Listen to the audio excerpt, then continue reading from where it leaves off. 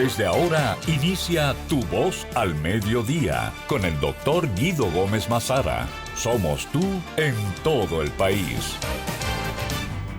Yo realmente lo único que quiero decir respecto a un tema que va a cubrir un segmento importante del debate del programa y de las próximas semanas es que en la medida de que la Cámara de Cuentas, este proceso le ganó una batalla mediática, pero institucional, a quienes, bajo los argumentos que entienda, se oponen a una mayoría precaria que se ha construido 3-2, tienen que estar mentalmente preparados para lo que le viene. Porque la carga de carácter política que implica eso es evidente. ¿En qué sentido yo quiero orientar a la gente que nos sigue? Es en el siguiente sentido. Miren, 1. La intención original era juicio político. Como no hay posibilidad de un juicio político, se va a quedar esa Cámara de Cuentas en el marco de una armonía relativa. Los números 3-2. Frente a ese inconveniente, el sector político que podría intuir que no le vienen momentos buenos, va a accionar desde el punto de vista de lo procedimental. Ahora, me reitero en el argumento original y en el que siempre he sostenido, que cualquier tipo de investigación no obstruya el funcionamiento del órgano. Si muchos abogados que defienden los intereses de imputados han hablado del principio y la presunción de inocencia como herramienta básica frente a su defendido, por el amor de Dios, respeten eso y extiendan el argumento en todas las direcciones. Todo ciudadano se le presume un nivel de inocencia hasta prueba en contrario. Entonces, frente a eso, que el órgano siga investigando y que se determine. ¿Cuál es la otra información? La otra información que existe es que ya las auditorías fueron desmaquilladas.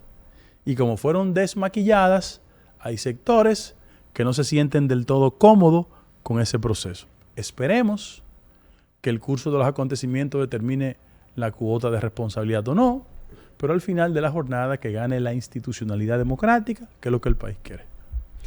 Mira, Guido, el tema de la Cámara de Cuentas preocupa seriamente a la sociedad, porque la sociedad tenía la esperanza de que desde allí iban a emanar un sinnúmero de informes que van en todas las direcciones de lo que pasó en la recién pasada administración.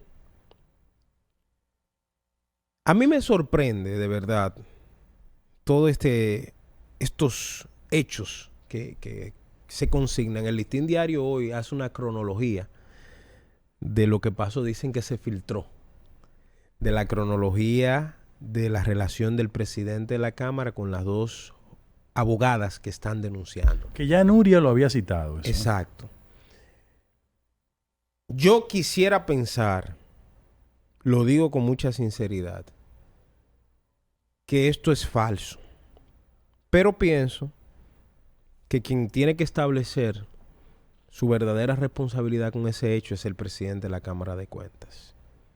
En un juicio público, oral y contradictorio donde él demuestre que no es así. Ahora bien, mientras tanto, los informes que la Cámara de Cuentas ha estado trabajando, que no tienen que ver una cosa con otra, relacionados con distintos expedientes de corrupción, tienen que salir a la luz. Tú decías la semana pasada, y yo te preguntaba, que dónde estaban las famosas auditorías que habían trabajado, y tú citabas 11 auditorías que estaban para firma. Yo pienso que ha pasado el suficiente tiempo, Guido, para que nos dejemos de excusas y le presentemos a la sociedad qué se encontró en esa institución. No, lo que pasa es que para firmarla necesitaban una mayoría. Y como estaba precaria, es ahora que hay 3-2. Porque hay 2 que no la han firmado. Esto entonces es una respuesta a la sociedad dominicana sobre la elección de la famosa Cámara de Cuentas. Ayer todavía el senador por María Trinidad Sánchez, el señor Victoria Yet, dijo que esa Cámara no había sido una repartición. Pues sí, fue una repartición, porque si están sucediendo cosas así, y acusaciones, y contraacusaciones, y chismes, Entonces, evidentemente, hay una parte de la Cámara de Cuentas que responde a otros intereses. Y esos intereses parece que fueron lacerados comenzando por el primer expediente. Porque el primer expediente relaciona al exministro de Hacienda con una persona de la Cámara que se inhibió. La señora Mackenzie. Pero yo te pregunto, ¿tenemos nosotros constancia de que esa señora tenga influencia o no sobre alguno de los otros miembros? No la tenemos. Ya de por sí empieza mal el caso. ¿Cómo es posible que al día de hoy nosotros todavía estemos esperando, por ejemplo, las informaciones relacionadas con el sector eléctrico? Miles de millones de pesos. Mientras eso sucede, uno de los encartados o de los que el señor Astacio señaló en la acusación en el sector eléctrico, ya le cambiaron la medida de coerción. O sea, tú no sabes si esa persona que está afuera ahora... ¿Cuál fue ese? Alexis Medina. Si esa persona puede comenzar a cambiar el curso de las investigaciones que hay sobre el tema del sector eléctrico. Para que ustedes vean cómo uno une un cabo con otro. Tú dices por la domiciliaria. Por la domiciliaria. Estamos hablando que muchísimo más de 30,000 millones de pesos, muchísimo más de 30,000 millones de pesos, se perdieron en el sector eléctrico. Te pongo un caso sencillo en Edeste. En Edeste, según lo consigna la investigación, compraban transformadores. 300 transformadores, pídeme, Guido. Los transformadores le daban entradas, y todo el que me esté escuchando y sabe lo que significa eso en el almacén, le daban entrada, pero los transformadores físicamente no entraban.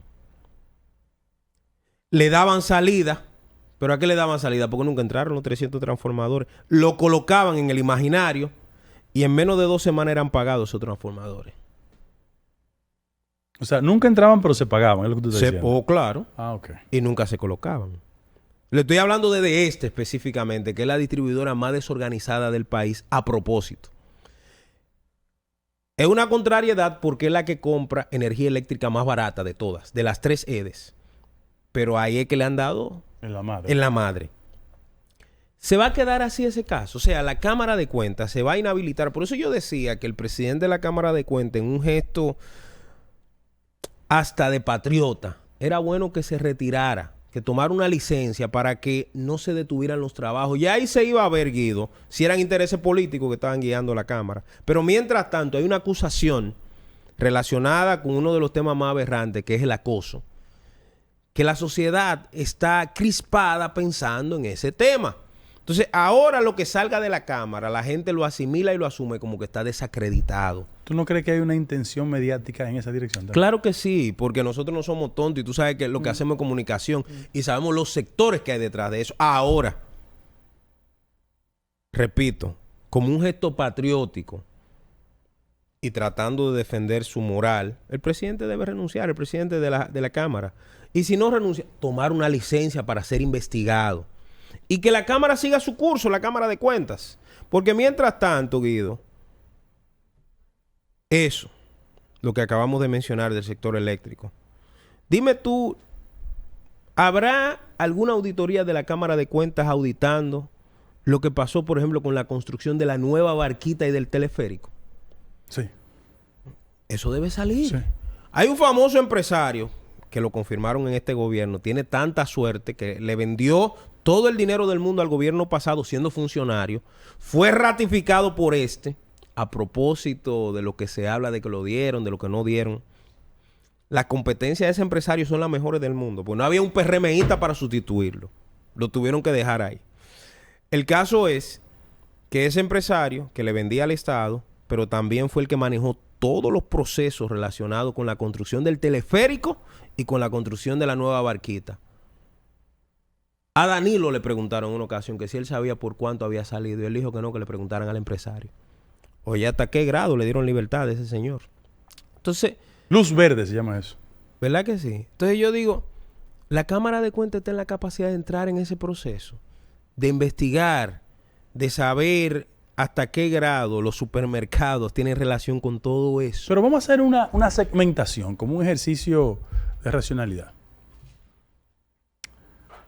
El daño reputacional a la conducta privada de la gente, usted tiene que enfrentarlo. Hay dos formas.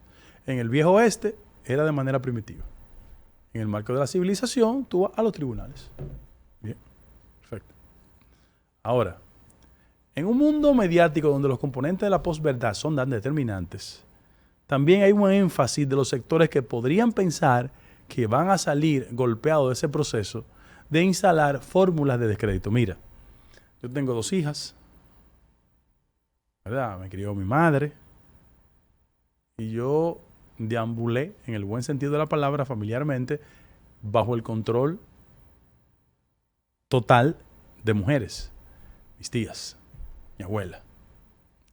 Cuando tú vas a los elementos constitutivos del acoso, en ese caso, y eso no significa una defensa del presidente de la Cámara de Cuentas, que si el presidente de la Cámara de Cuentas hizo lo incorrecto, que llegue hasta las últimas consecuencias. Pero, ¿de qué se le acusa? Oye la acusación. Él le escribió un texto diciéndole, ¿dónde tú estás? Es en el parqueo de mi casa. ¿Podemos cenar? Eso fue lo que dijo. No, tengo una reunión con mi familia. Sube. O sea, técnicamente el acoso sexual implicaba una propuesta y un constreñimiento.